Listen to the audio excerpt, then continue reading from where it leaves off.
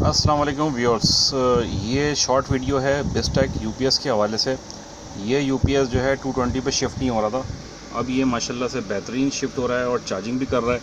अब ये देखिए वोल्टेज, अभी मैं दिखाता हूँ, ये चेंज होंगे वोल्टेज।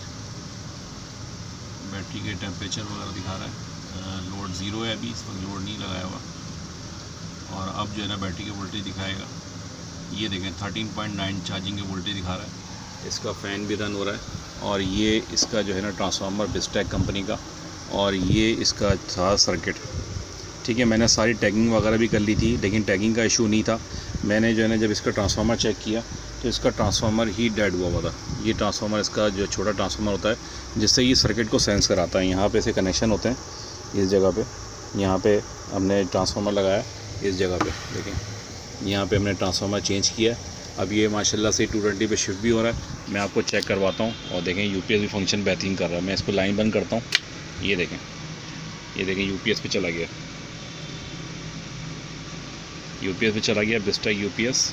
ये और इसमें लगे होते हैं यहाँ पे ट्रांजिस्टर्स वगैरह लगे होते हैं हैवी, और ये यूपीएस पे चल रहा है इस वक्त। अब मैं इसको लाइन जैसे ही ऑन करता हूँ, ये देखें ये लाइन पे आ गया और ये इस वक्त चार्जिंग भी हो रहा है।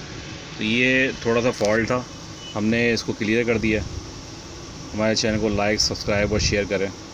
Thank you. अल्लाह हाफिज़।